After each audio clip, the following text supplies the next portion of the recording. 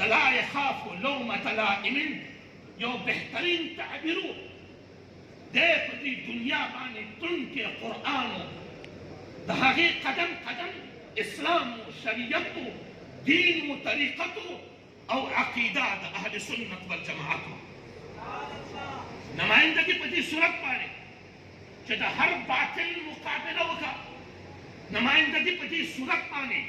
چھکلا ہم دا باطل دا دنیا دا مرتبت او دا شان خبرہ استاد عقیدی پا مخ کی دیوار ونگر کلا ہم اگر مخالفت چھپا طور دا مبارک سے بانے مقابل دا مبارک سے کرازی دا اگر پا مقابل کی دستا نمائندگی دا مبارک سے بصورت دا اگر پا اتباع دا مبارک سے رحمت اللہ تعالی علیہ دا یوم مرید او دا متوسل بصورت بانے اگر دا سستی اخکار ونگر سی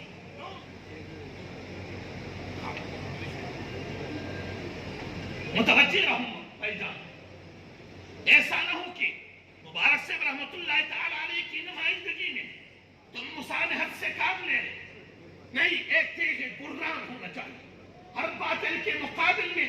آپ کی مقابلہ سخت ترین ہوگا اشداء علی الکفار رحماء بینہم اگر باطل تجھے کافر سمجھتا ہے اور تم اس کو کافر نہیں سمجھتا ہے تو آخری تعلیم اس پر آئے گا کہ تو ہی کافر بن گا کیونکہ کافر کو مسلمان کہنا کفر ہے اور مسلمان کو کافر کہنا کفر ہے بس اگر کافر آپ کو ایک دوسری عقیدے والا آپ کو کافر کہتا ہے تو نمائندگی مبارک سے اس پر ہے کہ ہر وہ آدمی جو ضروریات دین سے منکر ہے تو اس کو مسلمان مت سمجھو اور یہ مت سوچو کہ مقابل میں عالم ہے پیر ہے مقتدا ہے بڑا ہے مفتی نعمان صاحب نے پشتوں میں بولا کہ امام ربانی مجدد الفسانی شیخ احمد سرہندی کے مقابل میں جو لوگ کھڑے ہوئے تھے وہ زمانے کے سب سے بڑے عالم لوگ تھے وہ پیر تھے وہ شیخ تھے وہ بادشاہ تھے وہ حاکمی وقت تھے لیکن امام ربانی کا سر اس کے مقابل میں نہیں جھک گیا ہے اب اگر آپ کے مقابل میں عالم ہے شیخ الحدیث ہے مفتی ہے مدرسے کا مالک ہے اور اقتدار کا مالک ہے لیکن اگر آپ سچ یہ سمجھتا ہے دل سے یہی مانتے ہو عقیدہ یہی ہے ایمان یہی ہے کہ مبارک صاحب رحمت اللہ تعالی علیہ حق پر ہے یہ عقیدہ حق ہے یہ عقیدہ اہل سنت والجماعت ہے تو تب اس کی مخالفت آپ کی قدم کو متزلزل نہ کر سکے محترم بھائیو شریعت پر کبھی تسامح مت کرو کیونکہ پہلے بھی مفتی صاحب اسی کی باتوں کی تشریح کر رہا ہو کہ مبارک مفتی صاحب نے اسی بات پر تشریح کیا کہ شریعت ہمارا نشان ہے اتباع سنت ہمارا پہچان ہے اور مبارک صاحب رحمت اللہ تعالی علیہ محیی سنت اور قاطع اور بدعت آ کر اس دنیا میں آئے اس نے ہر سنت کو زندہ کر دیا اور اس نے ہر بدعت کو مٹا دیا اس نے بدعت فی شریعت اور بدعت فی طریقت اس کو مٹا دیا اس نے حقیقت کو واضح کر دیا وہ سنت جو لوگ بدعت سمجھ کر بیٹھ گئے تھے اس کو پھر زندہ کر دیا آج تک شیخ پیر اور مقتدا اور عالم کے سر پر امامہ تک نہیں سجتا ہے الحمدللہ مارسل رحمت اللہ تعالیٰ علیہ کی وسیلہ سے لاکھوں کے سر پر سج گیا ہے اور وہ بدعات جو فی طریقت ہوتے تھے وہ بدعات جو فی طریقت ہوتے تھے نقشبندیت میں قادریت میں چشتیت اور سہروردیت میں مبارک سے رحمت اللہ تعالیٰ نے اس کو مٹا دیا میرا نقطہ ایک ہی تھا کہ نمائندگی حق کی طور پر کر دو تم مبارک سے رحمت اللہ تعالیٰ کی متوسلین معتقدین اور موردین سیفین جس کے نام کے ساتھ لگتا ہے وہ کما حق ہو نمائندگی کرے اور اس نمائندگی میں خصوص بالخصوص بطلان کے مقابل میں کوئی سستی نہیں برتا جائے ایسا نہ ہو کہ جب کبھی کبھار مقابلے کے اس طرح لوگ آ جائے جو عالم ہو مفتی ہو شیخ الحدیث ہو اس کے سامنے مصالحت کیا جائے تو اس سے اجتناب کرو یہ نمائندگی نہیں ہے مبارک صاحب رحمت اللہ تعالیٰ علیہ کے لیے ملفوظ موجود ہے مولانا محمد عاشر سمنگانی رحمت اللہ تعالیٰ علیہ کا کہ وہ فرماتا ہے کہ اے اخوندزادہ کیا تو سمجھتے ہو اللہ رب العزت نے اتنا بڑا مرتبہ کیوں دیا ہے؟ ملفوظ یاد رکھو، مولانا محمد ہاشم سننگانی رحمۃ اللہ تعالی کا ملفوظ ہے، وہ فرماتے اخونزادہ تم سمجھتے ہو کہ خدا نے آپ کو اتنا بڑا مرتبہ کیوں دیا ہے؟ اب مرتبہ کتنا بڑا تھا، مرتبہ کتنا بڑا تھا؟ مرشد اپنی مرید کے بارے میں فرماتا ہے، مبارک صاحب رحمۃ اللہ تعالی کے بارے میں مولانا محمد ہاشم سمنگانی رحمۃ اللہ تعالی کا ملفوظ موجود ہے کہ اخونزادہ جیسا اولیاء قرون کے بعد پیدا ہوتا ہے، یعنی کئی صدیاں پہلے ان جیسا نہیں تھا اور کئی صدیاں بعد بھی ان جیسا نہیں آئے گا۔ اچھا، تو اتنا بڑا مرتبہ کیا؟ دوسرا مبارک صاحب رحمۃ اللہ تعالی علیہ نے کے بارے میں فرمایا کہ میں بات کرتا ہوں، مولانا محمد ہاشم سمنگانی رحمۃ اللہ تعالی کا ملفوظ ہے کہ میں بات کرتا ہوں خواص سے، میں بات کرتا ہوں خواص سے، اور مبارک سے بات کرتا ہے اخص الخواص سے۔ اور مبارک سے رحمۃ اللہ تعالی کے بارے میں ملفوظ موجود ہے، وہ کیا فرماتا ہے؟ وہ فرماتا ہے اخونزادہ آپ کو اتنا بڑا مرتبہ کیوں ملا؟ فرمایا اس وجہ سے آپ کو بڑا مرتبہ ملا کہ تم فرق ضالہ کے مقابل میں غلظت سے کام لیتے ہو، یہ اس وجہ سے ہے۔ جناب عالی بطور نمائندگی مبارک صاحب رحمۃ اللہ تعالی علیہ اگر سیفی ہستے، اگر راہی مبارک صاحب را حق میدانے، اگر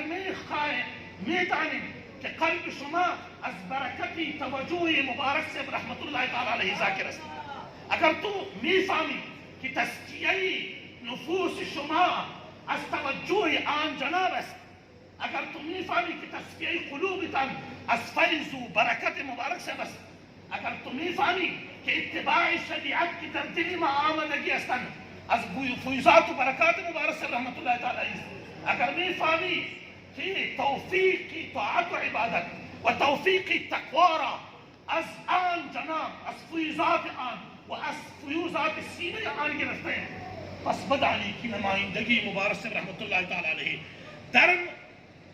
مرموز است در این که تو در مقابل هر باطل بمثل یک شمشیر باشی، بمثل یک تیغ بران باشی که مبارک صاحب رحمت الله تعالی علیہ با این صفت کل دشمنهایشان می شناخت، آنانی که در لباس اهل سنت بود، آنهایی که لباس اہل سنت را گرفتہ بعقیدہ وہابیت و پنجپیریت و سلفیت یا برای ہر فرق دولہ خدمت بکردن، آنها هم میدانستند که بمثل او نیست در این دنیا، اونها میفهمید. پس فقط نقطه من این بودند که مبارک صاحب رحمت الله تعالی علیه در اول که گفتم که العلماء ورثة الانبیاء، رسول اکرم صلی الله علیه و سلم را وراثت است و اون وراثت از علم است. و مبارک صاحب رحمت اللہ تعالی علیہ ملفوظ شان را بشنوید. مبارک صاحب رحمت اللہ تعالی علیہ می فرمودند که کسی که از موروث خود و وراثت را در هر چیز بگیرد، این هر آن چیزی که از موروث بماند و وارث از هر چیز حصہ بگیرد، این وارث است. لیکن اگر کدام چیزی را بگیرد و چیزی را بماند، این غارم است، این غارم است. پس وارث کامل آن هستند کہ از فیوزات و برکات و کل کمالات رسول اکرم صلی اللہ علیہ وآلہ وسلم حصہ گرد، چیز کمالاتی کہ رسول اکرم صلی اللہ علیہ وسلم دارد، اگر از کل شان حصہ گرفتن، این وارث هستند. و ما میدانیم کہ وارث کامل رسول اکرم صلی اللہ علیہ وآلہ وسلم مبارک صاحب رحمت اللہ تعالی علیہ. ہاں لیکن ما نمیتانیم شاید هستن در ما بین ما مردم، ما نمیتانیم کہ بکل اخلاق و صفات مبارک صاحب رحمت اللہ تعالی متصف شوید. پس تا جائے کی نیتانی، تا جائے کی قوت داریم، تا جائے کی استعداد داریم، باید نمائندگی مبارک صاحب رحمت اللہ تعالی با اس صورت شود کہ مثل خودش بود، با این صورت باشد. نو پس تا خبره یوزل بیادر تکم دا نمائندگی چه ضروری خبره دادا چه منگا دا تسامح نکار وانخلو، منگا دا کمزوری نکار وانخلو، خصوصا بمقابل دا بطلان کی، بمقابل دا عقائد فاسدہ و باطلہ کی، داغی بمقابل کی باید منگا کلا ہم دا تسامح نکار وانخلو، بلکہ داغی بمقابل کی باید منگا دا زمرو غنتی دا غرب غنتی ودریگو. دا یو ضروری خبره دا نمائندگی دا. مبارک رحمت اللہ تعالی صفات بیر لگی، اللہ صفات دے لگی اور مبارک صاحب رحمت اللہ تعالی دخبل ہر صفت پا پرتاو کی دخل کو تربیہ کری دا اگر دا علم پلاری کی تربیہ کری دا منگا دا دنیا پا سطح مان علماء لرو الحمدللہ